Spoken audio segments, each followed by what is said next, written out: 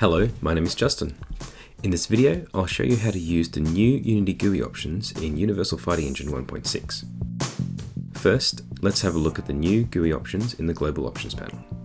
As before, you have the gauge or meter toggle here. Now you also have the default fade duration for screen transitions and a toggle to use canvas scaler, which I recommend to always have on. In fact, let's quickly turn it off to see what happens. As you can see, the font is too large and the UI overflows off the screen. This is because the UI was built for a 1080p sized resolution and the current game window is much smaller than that. The default canvas scaler settings are generally best and most versatile, but feel free to experiment to see what suits your game best. For instance, if you know the target device resolution, then you can set the scale mode to constant pixel size and design your UI around that. Otherwise, in order to allow for multiple resolutions, I recommend sticking with the scale with screen mode. Opening the screens toggle gives you access to all the GUI screens for your game. Here, there's a nice open button that allows for easy editing of your GUI prefabs. Let's have a look at how it works. When I click the open button, UFE will create a canvas element and add the prefab as a child of the canvas. I can then click close and it will remove the canvas along with anything inside it. This means, to save any changes to your prefab, you will need to hit apply on the inspector.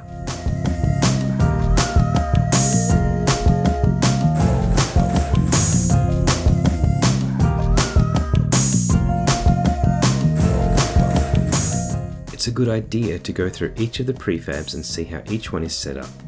You'll have a better understanding of what's required in each screen. Also, notice the script used on each prefab.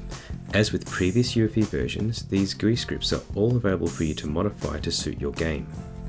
Now, I'll take you through creating two types of filled bars, since that will be a common component in many fighting games. I've created some basic bar images to use for this example, which you could easily do in any image editor with a gradient fill tool. Notice that I've created a different one for each side. I recommend doing this as opposed to flipping the same image for the other side. Although you'll save on a texture, the cost is negligible and you'll find alignments and anchors easy to handle when using separate images. For our UI, let's duplicate the default Battle GUI and use that. Rename it to suit, replace the Battle GUI in the Game GUI options panel with ours. Then open our custom UI. Here, we could just replace the sprite in the life bar images, but instead we'll create them from scratch so you can learn about anchoring and alignments in Unity's UI. Delete the life bars for both players. Notice this warning. Unity will warn you whenever you change a prefab enough that it loses its connection. After we click continue, we can hit apply in the inspector to reconnect the prefab. Now create a new image to replace the one we just removed. Drag the player 1 bar graphic you created into the source image field. Thanks to the scale with screen size scale mode, we are able to adjust our UI and it will keep its alignment and relative scale. I'll use the rect tool to adjust my image in the scene view. This gives me nice snapping options to align with other UI elements.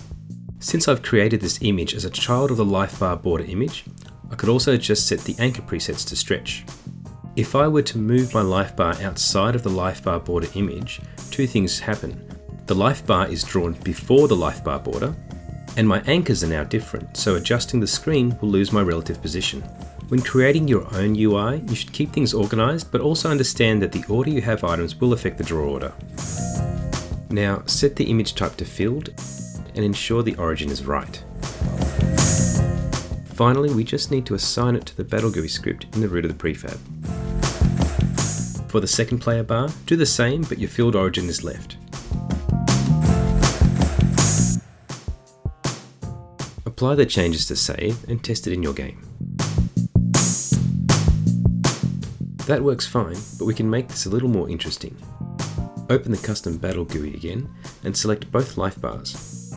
Unity allows us to edit multiple objects simultaneously if they are the same type, so we'll do a batch color change and adjust the size a little. Another quick test.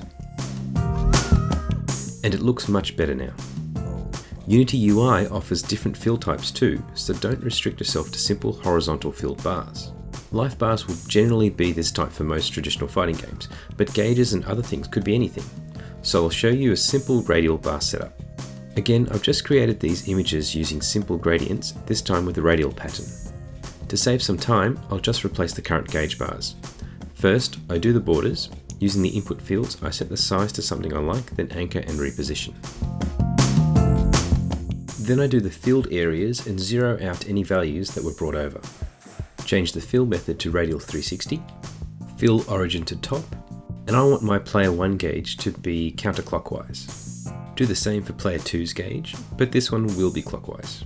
Select both fills and we'll give it a bluish colour. Then select both borders and darken them to suit. Don't forget to hit apply, then give it a test run.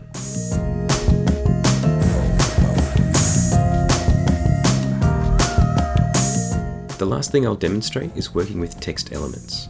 In previous versions of UFE, because we relied on GUI textures for dynamic text objects, there was a complex workaround to create the fonts. But now, thanks to Unity's new UI, we can just use normal fonts without this workaround. Fonts are mostly self-explanatory. Just make sure you use the correct alignment for the side of the screen you're on.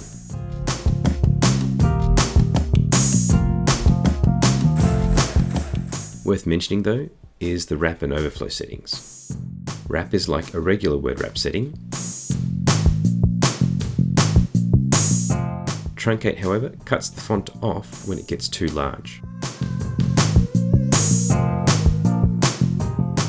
If you want your font size to be variable and possibly larger than its frame, then select overflow for both horizontal and vertical. If you want your font to always stay inside a specific frame, you'll want to use the best fit option combined with a vertical truncate. Just make sure the minimum and maximum sizes are adequate. Finally, we have included a very handy gradient effect component. Although it was intended for text elements, it actually works with images too. And that's all for this video. I recommend you also check out Unity's UI tutorials to understand more about their new UI system. Thanks for watching.